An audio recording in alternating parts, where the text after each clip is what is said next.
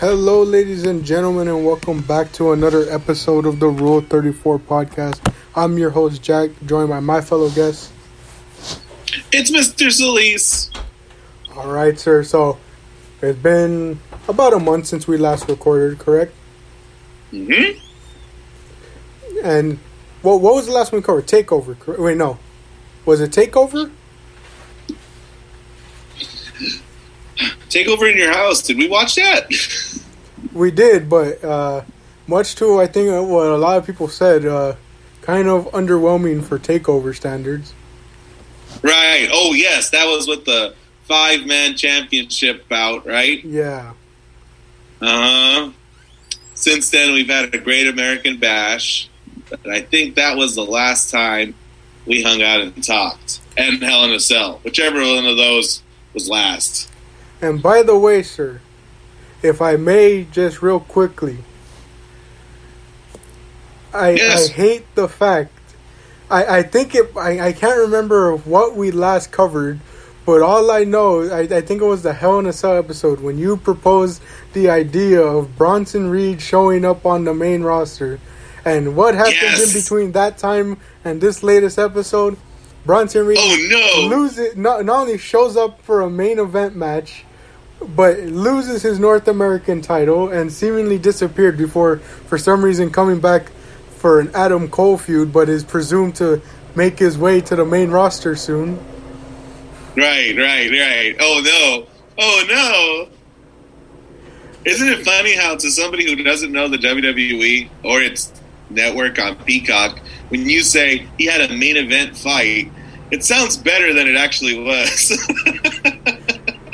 Yeah, but the moment I saw him lose that title so soon, I was like, I just instantly thought back to what you were saying. I was like, oh no, it's over.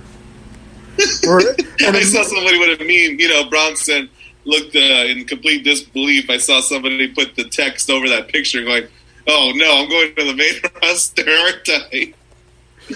The best one I saw, because you weren't the only one. I saw someone say, when they showed Bronson Reed's shocked face, they were like, Bronson Reed's reaction to Vince McMahon telling him, how does Funky Bee sound? Yes.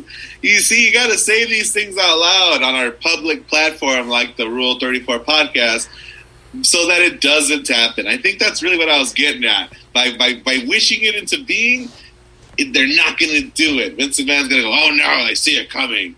Oh, I better go with something else. You look like a monster. Let's do that. And see, there you go. Crisis averted. But so that was, I thought of you too, Jack, when the poor guy lost his title. Yeah. I mean, glad to see, a guy like Swerve take it from, but at the same time, I was just like, and especially because of the fact that he's not coming up, at least that we know of, anytime soon. It's like he couldn't have held it a bit longer, then dropped it like before the draft or something. Mm-hmm. But we'll have to see. I know another name, Cross, has had a main event match as well. So there's thinking. And did you watch SmackDown last week? I did not, but I do know that Tegan Knox and Shotzi Blackheart made their debuts, I think, either last week or 2 weeks ago, and Toni Storm is now coming over to the brand as well. As well as one Finn Balor. Oh, yeah, that's right. I completely forgot. Balor, yes, as well.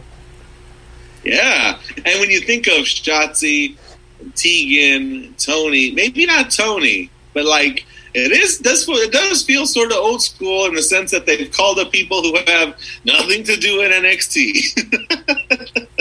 Well, I can agree with the exception of Tegan, just because of the fact that not only did she show up that Wednesday to like interrupt that women's tag match at the Great American Bash and made her grand return, and then 2 days later shows up on SmackDown seemingly ditching that storyline. You are very correct. That was a real monkey wrench in that story. You know what I mean? Yes, this is true. And the guy on Cultaholic YouTube channel I support, he made this really funny joke about Ember Moon is so against being back on the main roster that she said, nope, split up the tag team. I want nothing to do with it. Put her with somebody else. No, you can't make me. And then not only that, we saw an unofficial, because they don't really announce these things, but Aaliyah getting traded for Mandy Rose now. Mandy Rose going down to NXT. A really funny decision if we know that the draft is like looming. Why would you do that now? Why? Yeah. And then the main point I always make to my dad is, if you're going to be taking these guys, you might as well send, how similar you said, with nothing left really we can say for Balor and NXT, sending them back up to the main roster. Why not do the same where don't have anything going for a couple of these guys on the main roster, send them to NXT?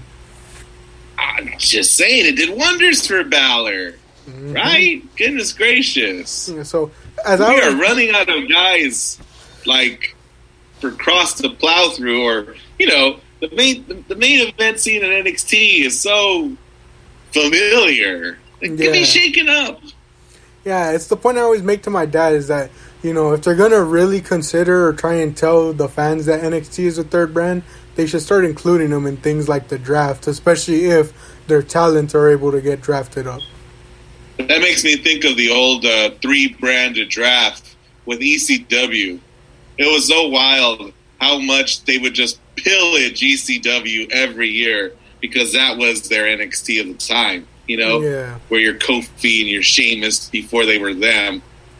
That's where they were sort of farmed, so to speak. Yeah. Leaping lizards. But so we get into Money in the Bank, and yes, I can't remember when I wrote this down, but I remember it came to mind when I was talking to my dad. Money in the Bank is the first show that we together will have covered that has had fans at full capacity. You're saying that since we've started doing these wrestling monthly pay-per-view retrospectives, that started with WrestleMania and how fantastically absurd and wild it was that it had no fans. Exactly. Like, it came to my mind. And I thought about it, I was like, okay, well, this year's WrestleMania had fans and NXT's lately have had fans. But I was like, none of it's been at full capacity. And this truly is our full capacity first event. And what an event to start with, because they knew Money in the Bank always gets the fans riled up. So why not it be the first event back? I'm looking at a meme right now of Pedro Pascal's character from Wonder Woman. And he's looking at WrestleMania's poster and he says, it's good. Life is good. And then he's looking at the Money in the Bank poster. But it can be better. I feel like that's how a lot of people are feeling for SummerSlam especially. Yeah. But so, did you get a chance to watch the pre-show, sir? I watched the match out of the corner of my eye. Okay, so how do you feel about, since there's not much to get into, but how did you feel about the new champions with Usos challenging the Mysterios for their tag titles and the Usos winning? I think it was immediately evident because when I heard it was the Usos versus the Mysterios, I thought that's definitely a match worth tuning into. So I had it on. I was doing other things. But I thought that crowd made so much of a difference so quickly because even a pre-show match was getting such a massive reaction. I guess any reaction was going to be massive compared to the nothing that we've gotten at the Thunderdome. Yeah. And did you know this was Dominic Mysterio's first WWE match in front of people? Yeah. And the same happened, I believe they mentioned it on the SmackDown before. The same was for Bianca as well, where this was her first main roster match in front of a crowd. But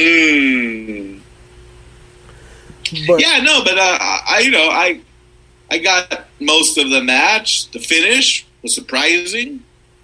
Yeah, very surprising to me.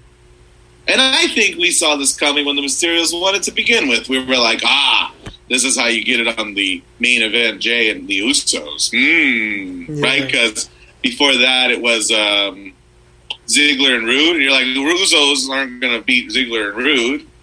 Weird heel versus heel match.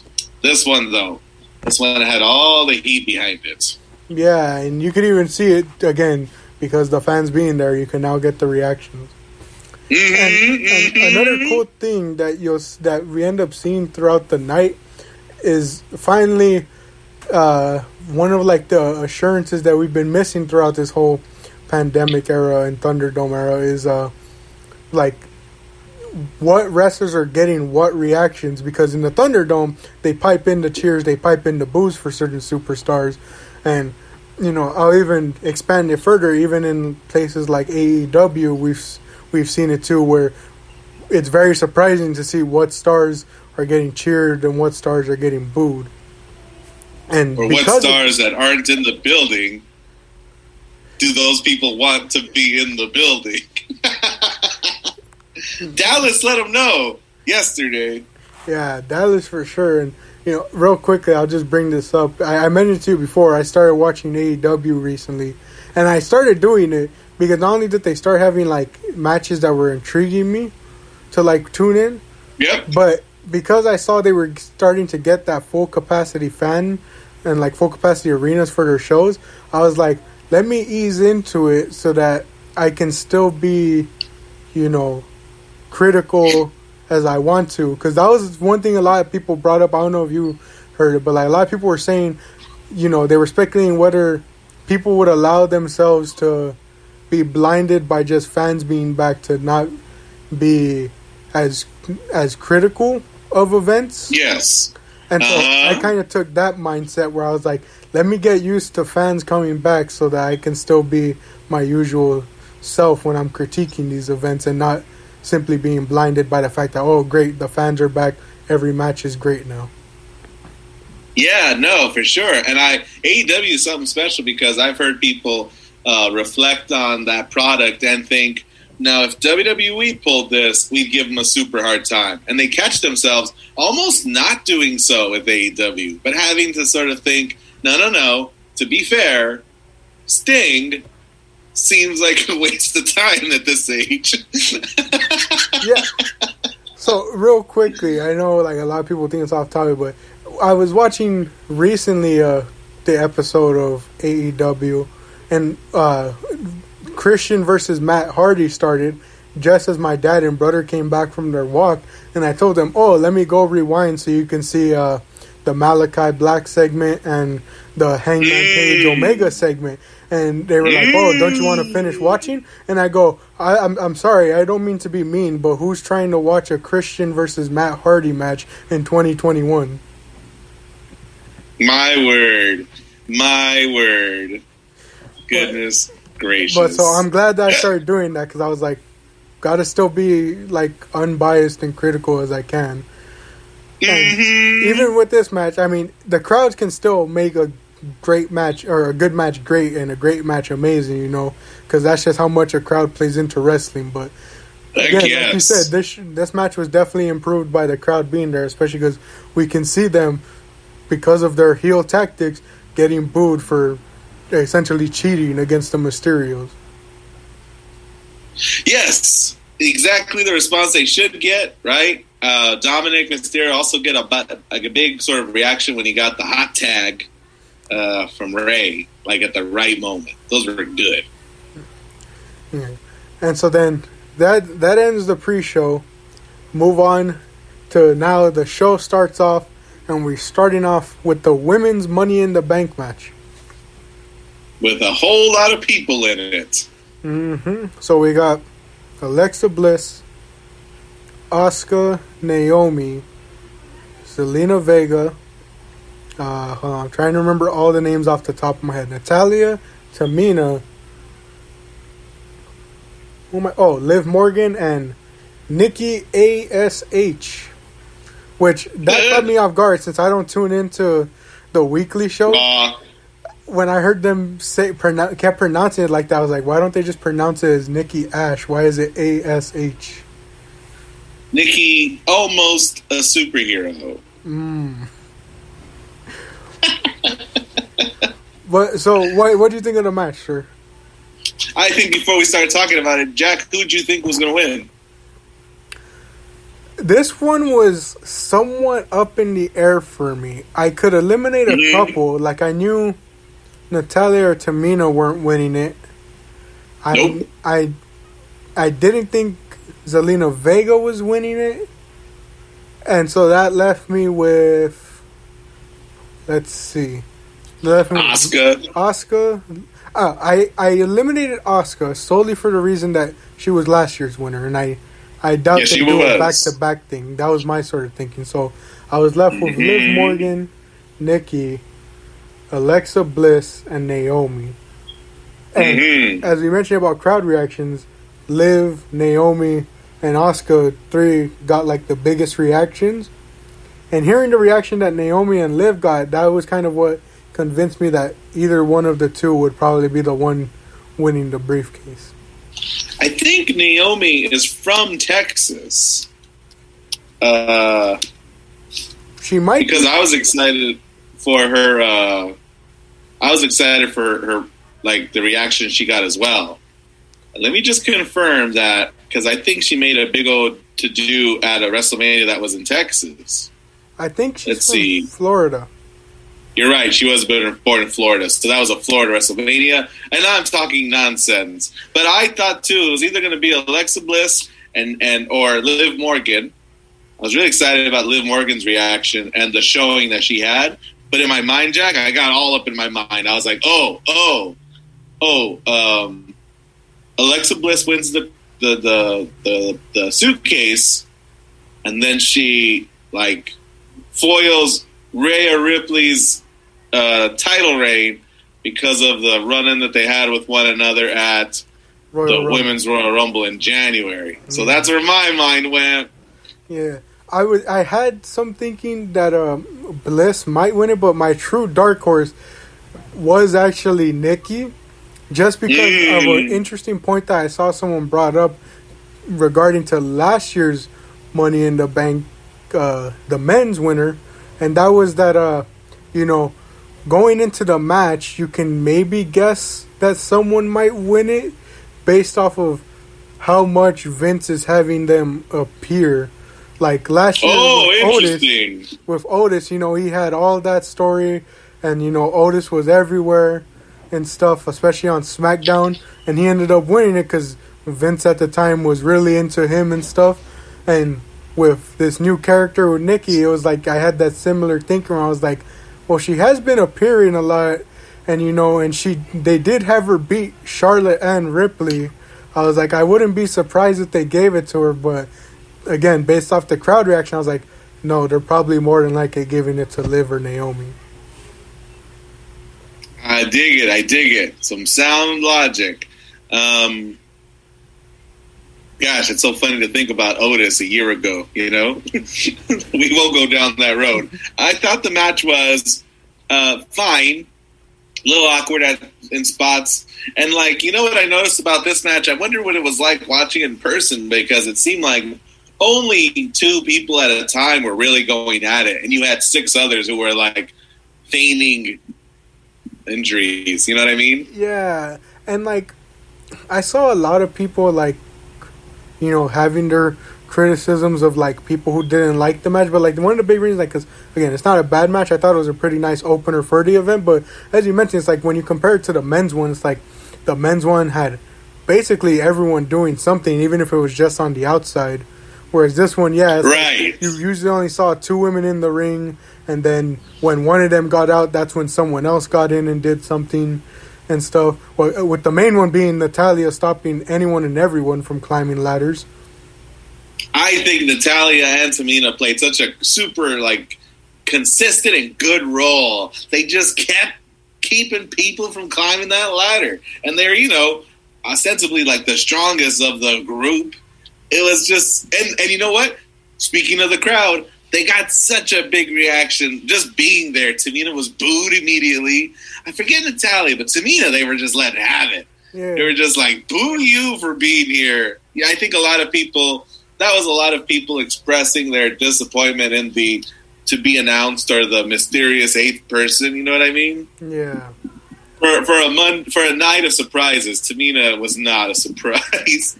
But she soaked it all in and she gave it all back, tearing everybody away from that ladder. Yeah, and I'm not like mad of like the participants we got, especially because like after seeing the match, they played the roles very well. But what made me upset was that on Raw and SmackDown for both the men, they were out here having matches for who qualifies. On Raw, the women had matches to qualify, and then SmackDown was just the women were being announced for it rather than fighting for it. Partly due to the fact that if they did those matches, I don't think they'd have enough women to fill in those spots because of how thin their women's roster is on that side. Yeah, to play devil's advocate, who was making those announcements, Jack? Sonya Deville. Yeah, so this is kind of like there is kind of a story being told about an abuse of power on Sonya Deville's part, and some thought that she was going to enter herself into that match. I think it would have been a better story, but I think there's some art to be defended in that way. But you're absolutely right. There's a severe lack of a depth of the roster. When you got the two tag team champions going for the singles title. Yeah. But like we said, or like I said, a nice opener. There wasn't as many spots, but the two main spots to highlight are Alexa Bliss getting completely buried under ladders, and one that a lot of people were being more critical of, Alexa Bliss hypnotizing Zelina Vega at the top of the ladder and making her walk down the ladder and to prevent her from getting that briefcase. Yeah. It was what it was. She also stood in the middle of the ring and looked like she was about to use her telekinetic powers to just summon the briefcase, but she was thwarted by probably Natalia or something. But it's like, I thought she was gonna, seeing as how she's been stealing a lot of the Fiend's gimmick ever since this like gimmick change happened. It's like I thought she was about to steal from the Undertaker, and we were gonna see the fake lightning strike the rope and drop the briefcase to her. Before we move on, though, how did you feel about that ending sequence? Because I know a lot of people weren't too happy about it. They weren't necessarily mad that Nikki won. It was kind of more so the way she won. So she wins by, there's 3 ladders set up underneath the briefcase, and 6 women who aren't Alexa Bliss buried under ladders, duking it out. 2 per ladder, just giving it to each other. Wing, bang, boom, bunch of potatoes being thrown. And Nikki Cross, Super Nikki almost a superhero, ascends the ladder between 2 women, doesn't get into the foray, just takes the briefcase. You know what? I don't know if it was anybody else, but I had my eyes and heart on Alexa. I thought they were going to bust some voodoo magic, and I thought she was going to appear at the top of them ladders. So, the fact that didn't happen was underwhelming. Nikki just unclipping the briefcase amidst all the foray was underwhelming. But, gosh, it's hard to get mad. You're just really excited for her. Yeah. I felt the same. She's getting to do this. Like that ending, I was just kind of man, I'm not too upset with it, but if I'm looking at it from the outside in, it's like the rest of that, the participants at least just look kind of dumb for the fact that the entire time they're stopping people from getting it, and then they just all got so distracted, someone just climbs up and gets it. It was actually an interesting. It was an interesting copy of something we've all hated before in the form of a match. But Nikki is destroyed in most of this match. You know what I mean? She keeps getting knocked down. She runs into the ring just to get knocked down. She doesn't get a whole lot of offense. She may have only gotten that one move, the jump off the ladder. But like WWE does, they beat a person, they beat a person, they beat a person so that you're ultimately surprised by the big win at the end. Yeah. Real. And you're like, this probably would have been better, Vince, if she won and she beat people and she was dominant and then she won. And it didn't look like a fluke. But nice opener. Happy for Nikki. As always, got to be optimistic for how they book this Money in the Bank, which, if we're being honest... You know what? For the women, they haven't made a lot of mistakes. They said it again and again that every woman who's held the briefcase has won the title. Mm-hmm. So, at least there's more to be optimistic on for the women's side. Yep. Not that the men's side isn't too optimistic, but we'll get to that later. But the next match is Omos and AJ versus the Viking Raiders for the Raw Tag Team titles. Honestly, I thought it was a pretty nice tag match. I actually got pretty into the match. Like, I didn't. So, I'm putting Legos together, Jack, while this is on in the background, you know what I mean? Mm-hmm. But I heard all the spots, and I looked up at times when Omos was doing something. Yeah, I mean, it was weird because some people thought the Raiders were walking out with it. I didn't think so. Mm-hmm. And then one of the things that really was highlighted, and then I was like, I don't know if you want to highlight that as much because it's kind of showing not only how weak the division is, but the fact of it's not that much of an interest at this point, is that they were showing that the Raiders won this title opportunity over a month ago. And they're only now getting the match on a pay-per-view and stuff. Because I think actually the last event we covered, I think, was Hell in a Cell. And I thought they were originally supposed to be on there, but they weren't. So it's like a pay-per-view has passed. They won this opportunity over a month ago, and they're barely getting it now. It's the first time with fans since WrestleMania. Yeah. So almost won the belt with AJ in front of fans. Now he's defended the belt in front of fans. I could sort of see this logic. It was painful to wait, but here we are. And what's funny?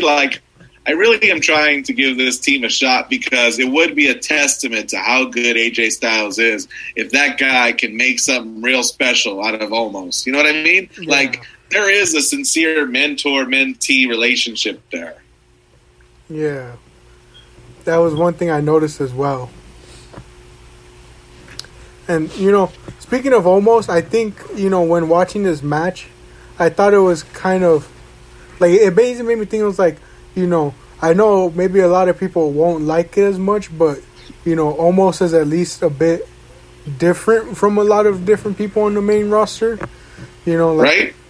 The one thing I thought was just, at least he's unique in the sense that, he's not trying to be some big guy wrestling the same style of wrestling that a bunch of other wrestlers on the roster are. He's using his size to kind of have a unique style when he's in the ring for himself so that he stands out a bit more other than just being super tall. I get you. And that is to be commendable, yes. And then when the Raiders did their finisher on AJ, I was totally convinced that the titles were changing. I was so surprised that they did it. But then I think I started to realize, no, they're not changing when one of them walks over to where Omos is standing. I'm like, oh, okay, I get it. Omos is more than likely throwing him onto the other guy. But so Styles and Omos retain, and it's looking like they're going to take those titles to SummerSlam. Presumably, we don't know yet, but presumably, possibly to lose to RK Bro. Mm-hmm. I have a feeling that's going to be one of the matches to happen at SummerSlam and more than likely getting those titles. I can see that happening, yes. Next is Bobby Lashley versus Kofi Kingston. And before we start, can I just say, isn't it nice to finally have a pay-per-view match for Bobby Lashley that isn't against someone named Drew McIntyre? I agree. A breath of fresh air for sure. And again, I haven't been following Raw, but that video package was something else, you know? I didn't realize that Kofi was calling him out for being soft, that all them women and all that champagne and doing was all part of a storyline they were telling, which was MVP taking Bobby Lashley down the wrong road. Mm-hmm. I really enjoyed that promo package, you know. And honestly, like, going into this match, it was really a wild card. Before this match popped up, a lot of people were expecting it to happen after the men's Money in the Bank because people were trying to, you know, create their own type of fantasy storylines for it. But it being placed here, it kind of threw things up in the air because it was like a lot of people thought maybe Kofi was going to pull out a win. Many people were wondering how this match was going to go because based off of size, this is a David versus Goliath type story because Bobby is, I mean, look at it this way. Bobby is being projected by fans to want to face Brock Lesnar, and it's like, all right, that's already enough to look and be like, yeah, Kofi's at a disadvantage here if we're putting Brock Lesnar and Bobby Lashley against each other. But what really got me by surprise was how this match went down, and that is the fact that it was a one-sided affair. Really one-sided. For a long time. Like, this could have been a Brock Lesnar first SmackDown on Fox kind of squash in record-setting time. But Bobby Lashley had something to prove.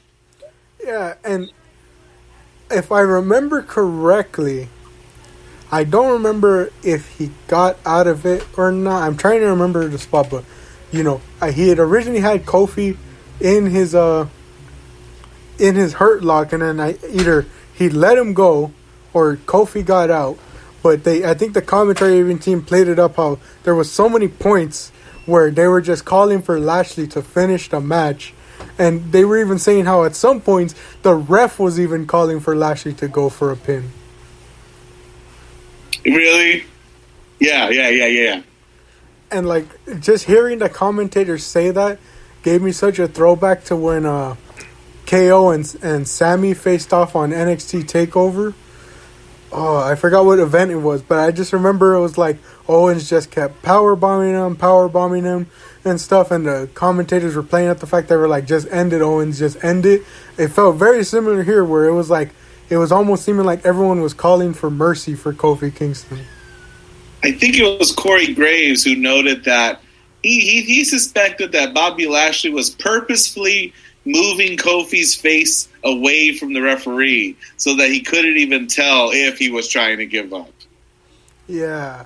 And you know, I wish they did more ref stoppages, you know, than they do. They haven't done one since the Kevin Owens one you just described. I think those would be great.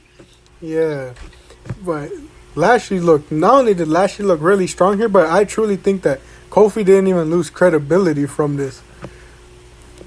Like, yeah. Like, it was a perfect kind of story match where Lashley just absolutely dominated him, especially going back to that promo package, playing off of the Go Home Raw show. Lashley was angry at all that Kofi was saying. He was angry that a lot of what he was saying was true, so he went to go and prove him that, you know, things aren't going to be true no more, and this is the Lashley we're going to be getting. It relates, Jack. I have a Twitter open because tonight is Monday Night Raw. And would you like to know what somebody just posted 1 minute ago? Oh, no. Do you want the surprise? Do you want me to tell you who just came out to challenge Bobby Lashley for the world title? See, I would expect to see, like, my phone blowing up from notifications if it was a certain one that I mentioned earlier. But I know for a fact that it is more than likely Goldberg. Do you want me to tell you who just walked out to challenge Bobby Lashley for the world title in front of what I believe is a sold-out crowd in Dallas, Texas? Wait, I have an idea, but go ahead and tell me. I think I might have an idea. Keith Lee has returned to Raw to challenge Bobby Lashley for the world title. See, I heard rumors that a supposed Texan native was showing up on Raw, but everyone kept saying, "Oh, it's a supposed debut, not a return." But I was like, no, the only Texan native that could debut, I think, is Raquel. And I was like, there's no way she's getting called up anytime soon. I'm like, earlier in the day, I was reading, I'm like, it has to be Keith Lee. It has to be Keith. I'm glad to hear that. I have been waiting so desperately. I can't imagine what that crowd reaction was like. We wanted to know, just know what was going on. He's been gone and silent for so long. Yeah, and like the one thing like I told my dad was it's not me trying to like invade their privacy, obviously, you know. But the main thing is it's like I just want to, like, I'm not trying to ask what the details were throughout this entire time. The one thing I just wanted to know is like if he was okay or not, because it was like you tell someone that it's just like he's going through like illness or something like that, it's like fans are going to start speculating and probably assume the worst and worry. So it's like absolutely assume the worst and worry. But goodness gracious, I had it open because, you know, we always sort of talk about what we'd fantasy book, and it's so silly to do when it's happening live in the moment. So I had to know what's going on. And what a moment. Goodness gracious. I can only imagine the pop he got from that crowd, and I can't wait to see it after we finish recording. Yes. And speaking of a lively crowd, Rhea Ripley versus Charlotte Flair for the Raw Women's title. How many minutes we got? 7. Right on. So, wanna start this now or carry it into the next episode? We'll start it now, just because I think we can kind of open up a bit without going into too much detail, and then if we want to get into detail, we can do it in the next episode. But I brought up the fact I connected it with the fact of the crowd, because as much as I don't like Charlotte Flair, I will give her and Ripley props for this match, because it started off completely dead, really. And, you know, as you mentioned earlier, they had the fans chanting, "We want Becky," and they turned that into, by the end of the match, they were chanting and cheering all they were for this match. It's true. They turned that crowd in such a way that it's only commendable. I found myself hating the fact that Charlotte's so good, because I thought, and it's so funny, a YouTube channel I watched later confirmed what I thought in my hatred for Charlotte. The presenter was like, "This is probably the best match of the night so far." I'm like, damn it was. Yeah. And, you know, it's like if we're getting spoiled into it, it's like, as much as I didn't like the outcome, I was only glad for the outcome because it assured the fact that not only my dad brought up when it all happened, but I did, and it was that I think Rhea wasn't ready for that title. That's wild, because I heard them on the pre-show talk about where Rhea was, you know, who, you know, they were talking about who's going to win, and they said Rhea, what did they say? Rhea's learning, or Rhea's, you know, cutting her teeth. And then Jerry the King Lawler was like, but she's the champion. Like, shouldn't she have already learned everything she has learned? So his question also alluded to some doubt that she was there too soon. Yeah, and because, the biggest thing I present whenever I state this, and my dad states it too, is look at when, because, you know, WrestleMania weekend, there was the claim of a new era because Raquel beat Io, Bianca beat Sasha, and Rhea beat Asuka. 3 new women to head the division. And the point that me and my dad always made when this happened was, or when it came to the comparison between Rhea and Bianca, was that Bianca's been on the main roster for a year, and throughout that year, sure, the start of it wasn't as good, but as soon as she transitioned to SmackDown, we got that build-up of the journey of Bianca, to get to the top and stuff. And she had this whole year of build up, got to winning the Rumble and stuff. And, when she won that title, it was personally like, it was like she felt ready for it because she had that year of experience under her where it was like, my dad's main complaint, as we remember, was that he just didn't like the fact that Rhea showed up, challenged for the title, got the match, and then won it. And, like, it just didn't seem like there was any build up to it other than just the hype of, oh, Rhea's winning the title on the main roster. Yes, agreed.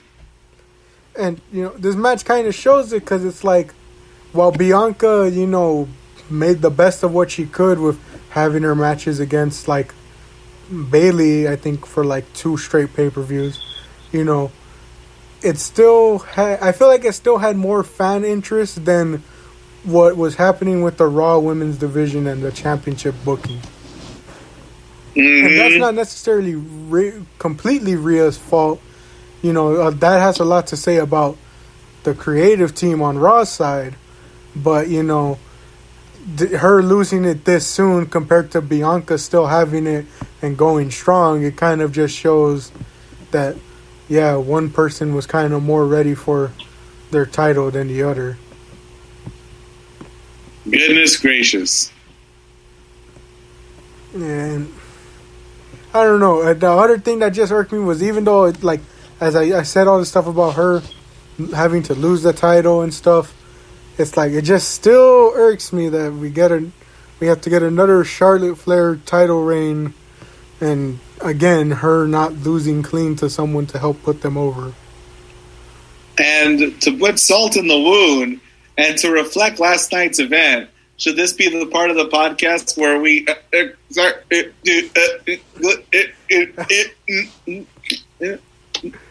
Right? Can you imagine seeing Charlotte win and then that happening? You're like, why does this company hate me? And so we got about 2 minutes left. We'll get into it now. For those who don't know what Mr. Solis was alluding to, and we can even continue to talk about it in the next episode, Peacock ended up crashing after this match. And while people were saying, oh, even like Peacock couldn't handle that match, my joke on this all was that, man, even Peacock was so tired of seeing Charlotte get another title reign that it crashed immediately after. Not even Peacock wants to see, what is it now, 14th Charlotte championship reign? Goodness gracious. Mm-mm. Yeah. But so we'll get into more of that after this. But so we're about like a minute left. We'll close off here. Thank you for joining us for this episode. Tune into part 2, where not only will we continue to talk about Peacock, but got the men's Money in the Bank ladder match to tune into, and the main event, first time ever, Edge versus Roman Reigns for the WWE Universal title. Thank you all. And then nothing else. Nothing else. Copyright logo and all. Thank you. We'll see you in the next episode.